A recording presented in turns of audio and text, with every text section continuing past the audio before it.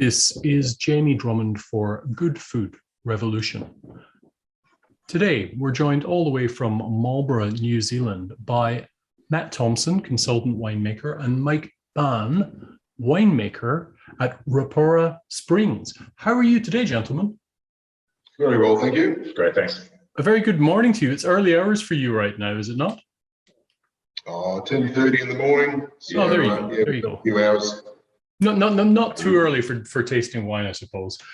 Now, we are here to speak particularly today about the 2020 classic Sauvignon Blanc. But first, for those people perhaps unfamiliar with the house, would you mind speaking a little to the history of Rapaura Springs? Yeah, of course. So Rapaura Springs is a family-owned company. It's owned by two families, one being the Naylands and one being the Whiffen family. And they came together many years ago, back in 2005, to build a winery here in Marlborough. And then they started the label Rapaura Springs, I think it was 2007. So yeah, it's been a few years on, and it's grown with the times, from small beginnings to what we are now, which is a global brand. How large is the production there annually, on average? Rapaura Springs is about 5,000 to 6,000 tonnes. And what does that equate to in bottles? Yeah, approximately. 3.5 million. About 3.5 million bottles, I guess, in total. And how long have the two of you been with the company?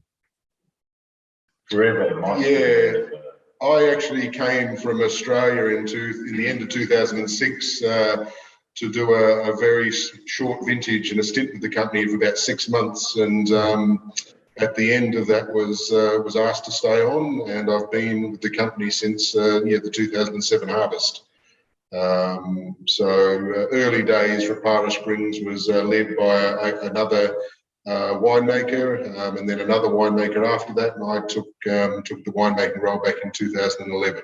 Right, and Matt, when did you come on board? I started working with Mike in 2017, and have been here since. I've known the Naylands actually since the 90s. I used to bike race with Brendan. Right. Okay. Yeah. And what would you say the overlying philosophy of the winemaking operations there was? Oh, look, I mean, the overlying philosophy is, trying to be as sustainable as possible. We have quite a few different things happening within the vineyards and in the winery to try and promote sustainability. All of our vineyards are sustainable registered, so all of our growers and all of our own company blocks are sustainable. We deal with cover crops in the vineyard, minimalising water within the winery. We also have a fantastic wastewater set up where it all goes back onto the land after it's cleaned, and we also throw all of our waste, our grape marc, back onto the vineyards as well, and try and promote healthier soils and cultures out there. And I think from a wine point of view, I think it's over delivery. We started at a time where it was quite tough, actually, 2007, 2008. And I think there's been a desire to over deliver at every price point. Right. And I think that's reflected in the sales growth. Which grape varieties do you play about with down there? I mean, everybody knows Sauvignon Blanc from Marlborough, but tell me what else you play about with and what the average percentages are of your production of each of those grapes. Okay. So Sauvignon Blanc and Marlborough being Sauvignon Blanc renowned, Sauvignon Blanc is the biggest production, which is probably about 90% of what we do. We then do, it might be 85% in fairness. Pinot Gris is another big one. So we're quite focused on those aromatic varieties. We do a fantastic Pinot Gris in the range as well. We look at rosé, which is Pinot Noir, Pinot Gris blend. We also look at Pinot Noir and Chardonnay, the big ones. Are all of your fruit sources from Marlborough, or do you actually bring in from elsewhere? We do have a small volume of Central Otago Pinot, but everything else is pretty well Marlborough. All right. And you have quite a contemporary winery operation there, do you not? Look, I think all of New Zealand is quite contemporary. I guess. Yeah, apart from a few wineries that were started by the Dalmatian immigrants here in the early 1900s. In that perspective, the first vines were planted in Marlborough in 1973. Yeah. So we've got a lot of stainless steel because concrete tanks were really a thing of the past by then. Yeah. So all wineries look quite modern. But I would say in terms of technology, the winemaking is actually very simple. It's actually quite basic winemaking. And it's about capturing the fruit we get in the bottle, which is exuberant. Yeah. Now, speaking of which, I'm tasting your classic 2020 here. What is it you're trying to achieve with the classic line? Can I say this one?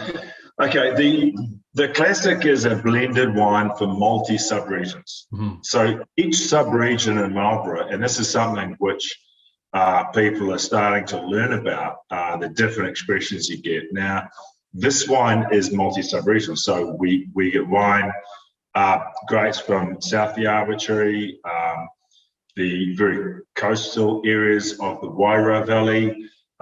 We go inland. So you get expressions, I think, of lemongrass and citrus from some of the southern areas of Blind River. And then you get some tropicals, I think, from the inland and central and coastal Wairau. I think you've got that here. You've got that lemongrass note? Yeah. Great. And then I think you've got that tropical. Yeah, I think you're hitting all of the spots. You're pressing all the right buttons for someone looking for an exuberant Sauvignon Blanc from Marlborough. That's for sure.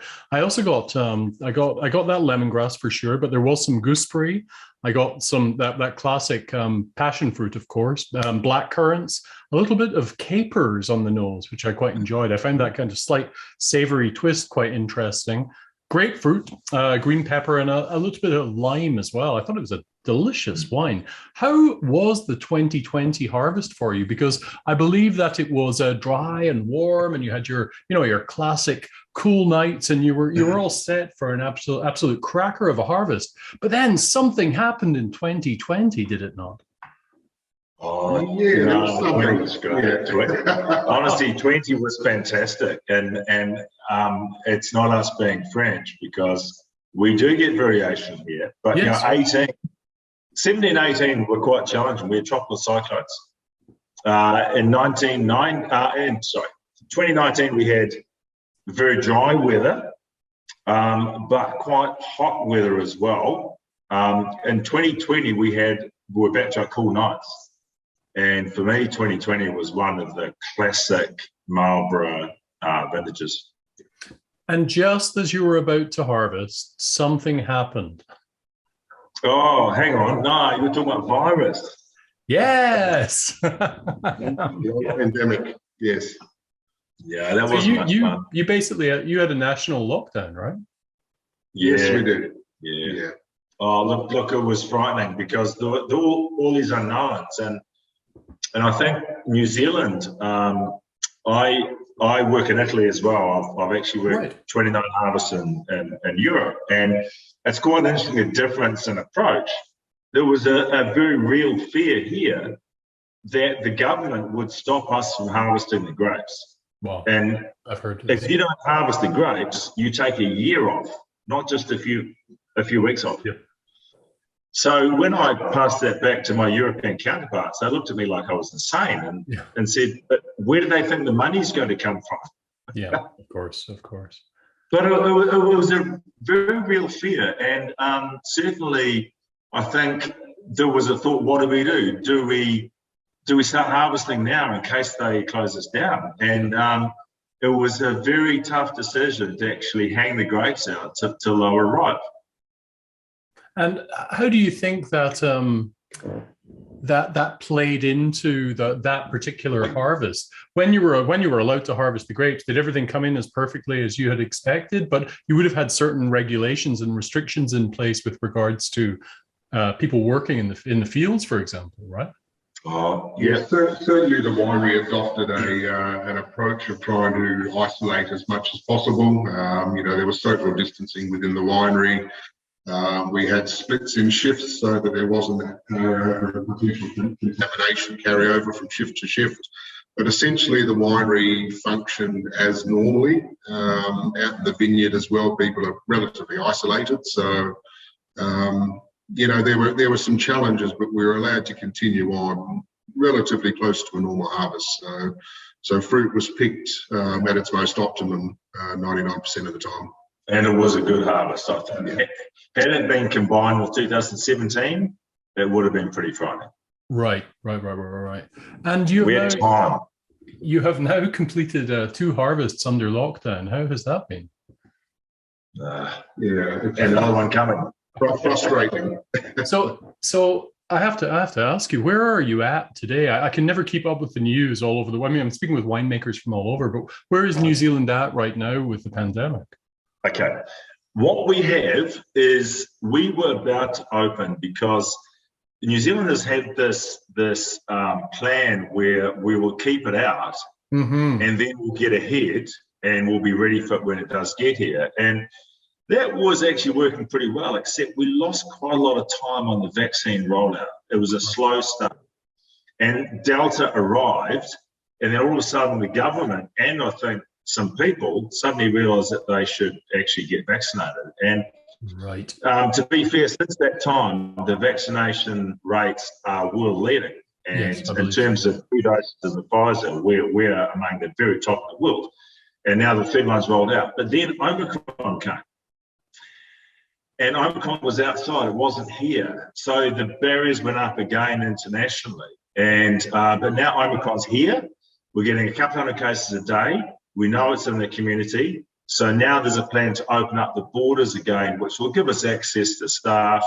But the big fear we have right now is that we know Omicron's out there, but it hasn't been in the wineries in Marlborough yet. And we're concerned that the big wave of Omicron cases that's going to come through will be right on harvest. And so we're very nervous about that. We've got rapid antigen tests. We're testing regularly to try and manage it as good as we can. But our vaccination rates are very high. So it's a big difference to 2020. Yes. And how's the harvest looking? How's the fruit looking on the vine right now? Look, I've just come from the vineyard now, and I think it's strong. It's a bigger harvest than the tiny harvests we had last year. It's a bit early.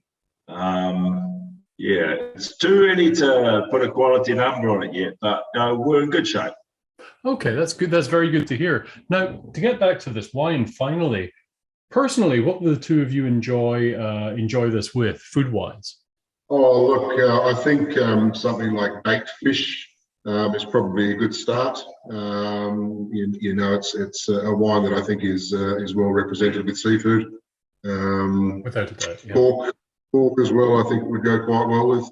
Really it depends on the individual and what they enjoy drinking and eating. It also goes very well with television. Right. Okay. This is a most enjoyable glass of wine, it has to be said. And strangely enough, I'm having some baked fish for dinner. So I think I'll be enjoying this for the rest of the evening. Thank you very much, gentlemen. I really appreciate your communication through the wonders of technology. And we will catch up with you again in a few months, I believe, when your reserve is being released. Yes. So the reserve has done well in the most recent of the spectators, I've been told. So it picked up a 92, I understand. So it'll be interesting to see how far that goes within the spectator results. Which follows up on the classic being named as number 41 on the Wine Spectator list of top wines. Yeah. Well, that's no mean feat. Congratulations, gentlemen. And thank you all the way from Ontario, Canada. Have yourself a wonderful day, and we'll catch up with you again sometime soon. Thank you. Bye for now. Thank Thanks you. very much. Nice to talk. Thank you. Cheers. Bye.